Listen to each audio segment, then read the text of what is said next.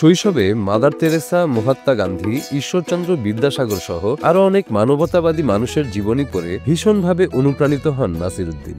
ছোটবেলা থেকেই তিনি মানব কল্যাণে কিছু করার স্বপ্ন দেখা শুরু করেন।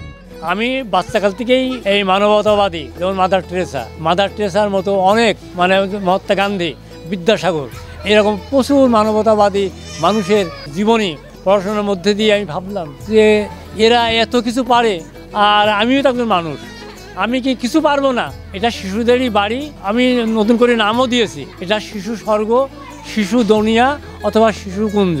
কর্মজীবনে নাসিরউদ্দিন প্রাথমিক বিদ্যালয়ের শিক্ষক হওয়ায় শিশুদের সান্নিধ্যে থাকতেই তার ভালো লাগত।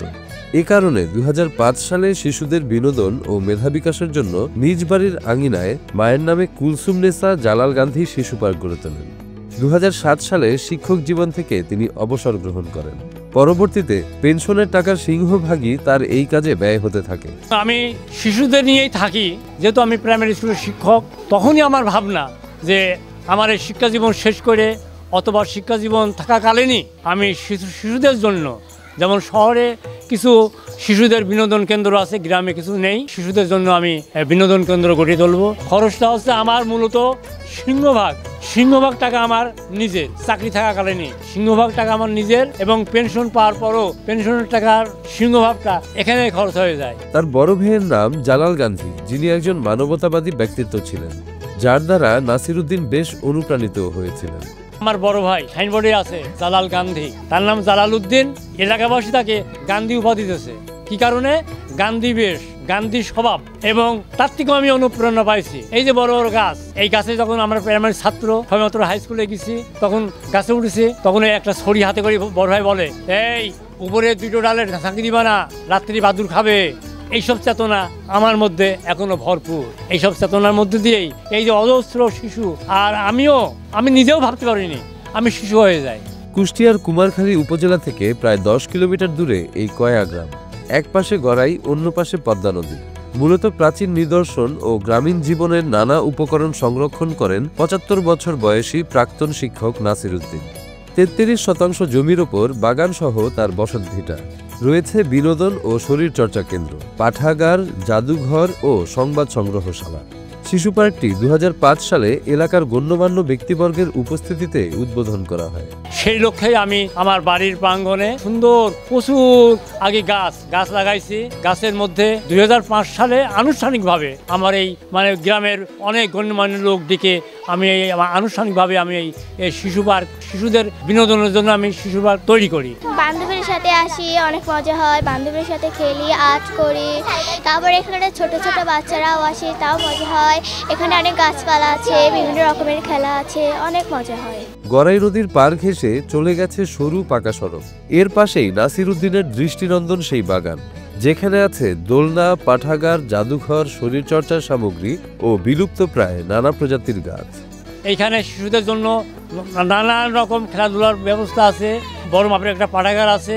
এখানে প্রচুর ফলের গাছ, প্রত্যেক সিজনে শিশুদের ফল বিতরণ করা হয়, এবং এটা আসলে শিশুদেরই বাড়ি। আমরা প্রতি শুক্রবারে অনেক লোক আসে, এখানে এসে আমরা বিভিন্ন রকমের খেলা করি, বালিশ খেলা, দৌড় টানাটানি, ছবি আঁকা ইত্যাদি ধরনের আমরা খেলা করি। নাসিরউদ্দিনের বাড়ির বাগানে শিশুদের মিলন মেলা হয়।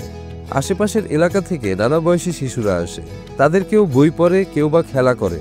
বিলুপ্ত প্রায় হরেক প্রজাতির গাছের সঙ্গে পরিচিত হয়। অনেক শিশুই নাকি এখানে না আসলে বাসায় ভাতও খেতে চায় না। আমরা এখানে প্রত্যেক শুক্রবার এবং যখনই হাতে সময় পাই তখনই আমরা এখানে অনেক খেলাধুলা করতে আসি, যেমন দড়ি টানাটানি, মোরগ লড়াই, তারপরে এরকম বিভিন্ন ধরনের ছবি আঁকা। আগের থেকে দেখছি, আমরা যখন স্কুল জগতে দেখছি, পড়াশোনা করছি, তার কাছে সে ছোটদের বাচ্চাদের নিয়ে খেলাধুলা করতে অনেক ভালোবাসে। বাচ্চাদের কিভাবে মন উৎসাহ দেয়া, হাসি খুশি রাখা, তার যে একটা অনুভব, সে রিটায়ার করার পরেও সেই একই সিস্টেম, একই কায়দা ধরে রাখছে। আমার ছেলে এখানে আসে, প্রতিদিন খেলাধুলা করে, এখানে আসতে একটু গেট খোলা পাইলে এখানে আসে খেলাধুলা করে। এখানে আমার ছেলে খাই না। প্রতি শুক্রবারে শিশুরা এখানে ঈদের দিনের মতন খুশি থাকে। শুক্রবার হলেই একটা সে বুঝতে পারে যে নাসির স্যারের ওইখানে যাব, ওইখানে গেলে পরে সে মনে করে ঈদ একটা ঈদের মতো, কিংবা একটা সাধারণত আমরা যেমন একটা মেলায় গেলে যে এরকম একটা আনন্দ অনুভব করতে পারে, আমার সন্তানরাও এখানে আসলে খেলাধুলা কিংবা অনেক 100-150 পোলাপান এক জায়গা যখন হয় তারা মনে করে যে একটা ঈদের মতো একটা অনুভব করে। অনেক সময় দেয়, অনেক খেলাধুলা করে, অনেক রকম খেলাধুলা হয়, পুরস্কার দেয়। এবং এই জায়গাটা এমন একটা জিনিস যাতে শুক্রবার একটা দিন আসলে সবাই আসে এখানে খেলাধুলা করে, আরো অনেকে আসে, অনেক অনেক জায়গাতে আরো ঘুরতেও আসে। 50 বছর ধরে বিলুপ্ত প্রায় গাছ বাঁচিয়ে রাখার চেষ্টা করে যাচ্ছেন তিনি।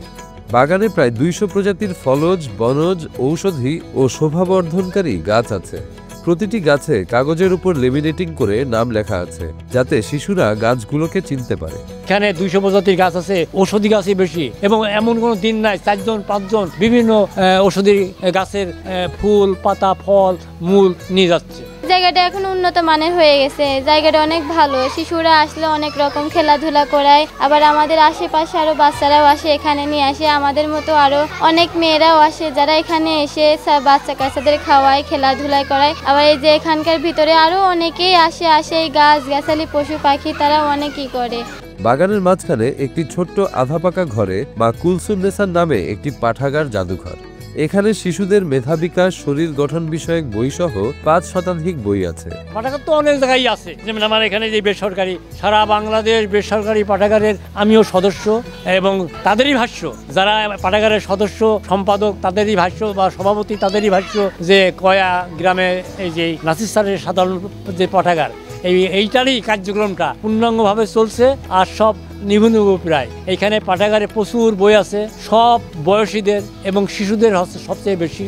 পাশেই তিনি সম্প্রতি সরকারি উদ্যোগে তৈরি আধাপাকা ঘরে সংবাদ সংগ্রহশালা গড়ে তুলেছেন। সেখানে শিশুদের স্বাস্থ্যবিধি ও নানা বয়সী শিশুদের জন্য লেখা এবং দেশ বিদেশের আবিষ্কারক বিষয়ক পত্রিকা ও পত্রিকার কাটিং রাখা হয়েছে। সংবাদ সংগ্রহশালা সেটা বিশাল, প্রায় 500 অধিক ফাইল আছে, সব ভাগ ভাগ, সমুদ্রের তলদেশ, মহাকাশ, জঙ্গল কি হচ্ছে। আর আমার এখন তো বড় আমি তো আমার কাজের শেষ নেই, আমি বিভিন্ন প্রাথমিক বিদ্যালয়, হাই স্কুলে বইমেলা করি। তার জাদুঘরে আছে সেন, পাল ও ব্রিটিশ শাসনামলের ইট, থালা, পানের বাটা, বিলুপ্তপ্রায় হারিকেন, ঢেকি, পালকি, ডাক টিকেট, হুক্কা, লাঙ্গল, মাথাল, ঢাল সহ শতাধিক উপকরণ। জাদুঘরে সংরক্ষিত ঐতিহ্যবাহী তৈজসপত্র দেখে চিরায়ত গ্রামের জীবনের স্পর্শ অনুভব করে শিশুরা। বিভিন্ন বিদ্যালয়ে গিয়ে ছেলে মেয়েদের বাগানে আসার আমন্ত্রণ জানান নাসির উদ্দিন, পাশাপাশি বই পড়তে উৎসাহিত করেন। পাঠাগার গড়ে তুলতে স্থানীয় শিক্ষিত মানুষকে উৎসাহ দেন। একটা জাদুঘর, আমি বলবো যে বাংলাদেশের গ্রামে এইরকম 68,000 গ্রাম এরকম জাদুঘর মনে হলেও অল্প দিনে, আগে মনে হলে পরে আরো বেশি বেশি মানে উপকরণ সংগ্রহ করতাম। তবুও এখানে পাঠাগারে অনেক হাজার বছর, 10,000 বছর আগেকার এখানে অনেক জিনিসপত্র আছে। স্থানীয় শিশুদের মনের খোরাক নাসির উদ্দিনের শিশু স্বর্গ থেকে পূরণ হচ্ছে। এখানে পহেলা বৈশাখ, নবান্ন উৎসব সহ নানা পার্বণে নাসির স্যার শিশু কিশোরদের নিয়ে আনন্দ আয়োজন করেন। এছাড়াও গাছে ফল পাকলে শিশুদের নিয়ে উৎসব হয় বাগানে, আনন্দ করে ফল খায় শিশুরা। এতে খুশি অভিভাবক সহ স্থানীয়রা।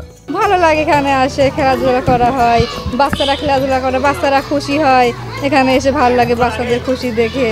শিশুদের জন্য স্বর্গরাজ্য গড়তে চাওয়া নাসির উদ্দিনের মতো আলোকিত মানুষ দেশের কল্যাণে অনেক অবদান রাখেন।